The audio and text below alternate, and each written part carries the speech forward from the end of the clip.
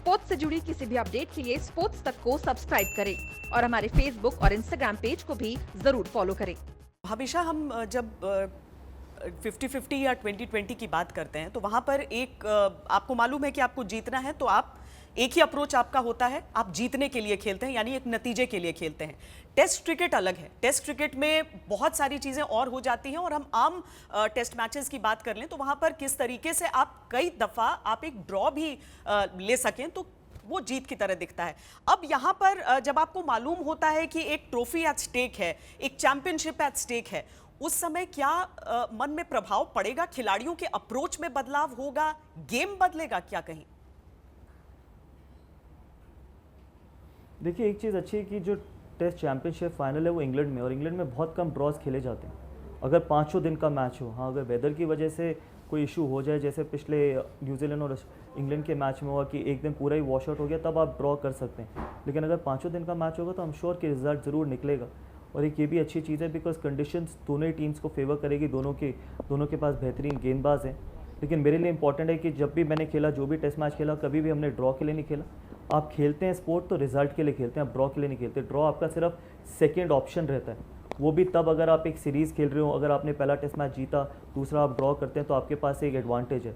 लेकिन इतना बड़ा मैच जो डिसाइसिव मैच है, बड़ा मैच नहीं, बड़ा तो सारा ही मैच होता है जब आप अपने देश के लिए खेलते हैं। डिसाइसिव मैच में दोनों ही टीमें ये कोशिश करेंगी कि जीतें, और अल्टीमेटली इतना ज़्यादा प्रेशर अपने ऊपर डालना नहीं चाहिए। बिकॉज अगर इस वर्ल्ड टेस्ट चैंपियनशिप में अगर आप सपोज खुदा न खासा नहीं भी जीते, आपके 12 महीने बाद एक और वर्ल्ड टेस्ट चैंपियनशिप का फाइनल आ जाएगा अगर आप कंसिस्टेंटली खेलेंगे। और मेरा हमेशा ये मानना रहता है, वर्ल्ड चैंपियंस हो या फिर वर्ल्ड टेस्ट चैंपियनशिप के आप चैंपियंस हो, अल्टीमेटली वो तब आप अपने आप को प्रूव कर पाएंगे जब आप कंटिन्यूसली 1 साल 2 साल 3 साल अपने आप को हर जगह हर कंडीशंस में जीत पाएंगे।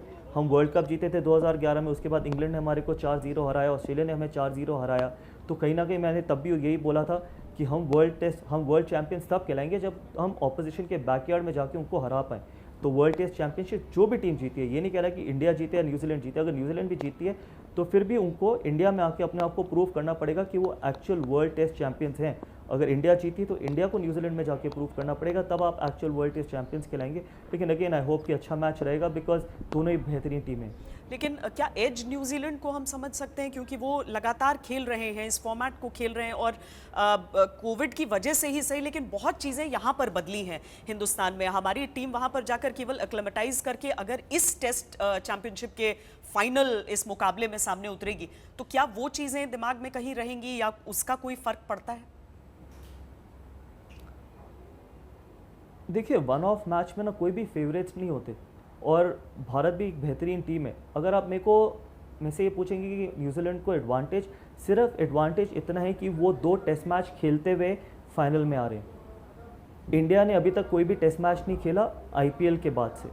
तो जब आप 2 टेस्ट मैच खेल के आ रहे हो, और एक ऐसी टीम, चाहे आप आपस में जितना भी इंटर स्क्वाड मैचेस खेल लीजिए, जब आप इंटरनेशनल क्रिकेट खेल के आते हैं तो आप बेहतर प्रिपेयर्ड होते हैं। शायद वही एक कारण है कि थोड़ा बहुत एडवांटेज न्यूजीलैंड को रहेगा। उसके बाद अगर आप टीम्स का कंपैरिजन करें, मुझे लगता है कि बहुत इक्वली बैलेंस्ड है। इंडिया के पास बॉलिंग अटैक है उन कंडीशंस में कि वो न्यूजीलैंड को तंग कर सके। अगर आपको टेस्ट मैच जीतना है तो आपके बॉलर्स आपको टेस्ट मैच जिताते हैं, बल्लेबाज नहीं। तो इंडिया के पास तेज़ गेंदबाज हैं जो उन कंडीशंस को एक्सप्लॉइट कर सके। लेकिन न्यूजीलैंड के पास थोड़ा ये एडवांटेज है कि वो 2 टेस्ट मैच खेलते हुए वर्ल्ड टेस्ट चैंपियनशिप का फाइनल खेलेंगे। हमेशा इस बात की चर्चा होती है गौतम कि क्या हमारे पास तीनों फॉर्मेट्स के लिए अलग कैप्टन्स या अलग टीमें होनी चाहिए, और सिर्फ हिंदुस्तान में नहीं बल्कि दुनिया भर के सभी देशों में। जब 2020 नहीं भी था तो 50-50 और टेस्ट को लेकर, तो अभी भी अगर हम देखें तो बुनियादी ढांचा एक वही रहता है हमारी टीम का, उसमें अगर प्लेयर्स अलग रहते हैं। क्या आज के दौर में ये बहस पुरानी हो चुकी है, इस पर हम चर्चा नहीं कर सकते हैं, या फिर आज भी ये स्थिति है कि जब हम समझें कि तीनों के लिए मोस्टली अलग टीम रहे, मतलब 1-2 खिलाड़ी जो एक एंकर के तौर पर रहे और बाकी जो खिलाड़ी हैं वो पूरी की पूरी टीम बदली रहे ताकि उसी माइंडसेट से आए? क्या ये संभव है या नहीं आज के दौर में? देखिए, पहली बात तो है, ना मैं सिलेक्टर हूँ ना मैं बीसीसीआई में कुछ हूँ, तो मैं ये नहीं बता सकता कि तीनों फॉर्मेट में 3 अलग कैप्टन होने चाहिए। लेकिन अगर आप इस टीम में भी देख लीजिए, टेस्ट टीम में देख लीजिए या वनडे टीम में देख लीजिए, बहुत कैप्टन हैं जो कैप्टनसी कर चुके हैं। अब आपको श्रीलंका टूर पे एक और नया कप्तान मिलेगा, शिखर धवन।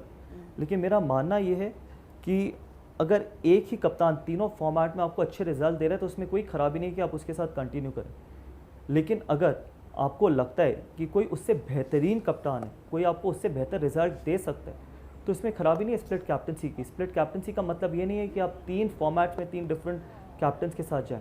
आप ऐसा भी कर सकते हैं, वाइट बॉल का एक कप्तान रखिए, रेड बॉल का एक कप्तान रखिए। इंग्लैंड ने की है, ऑस्ट्रेलिया ने की है, वेस्ट इंडीज़ ने की है, मुझे लगता है सारे देशों ने की है, साउथ अफ्रीका ने की है। तो अगर ये model successful I am sure होगा, तभी बाकी कंट्रीज़ इसको अडॉप्ट कर रही हैं। पाकिस्तान में भी यही है, शायद पाकिस्तान में अब बाबर आजम को मिली, आई एम नॉट श्योर वो तीनों फॉर्मेट के कैप्टन है या नहीं।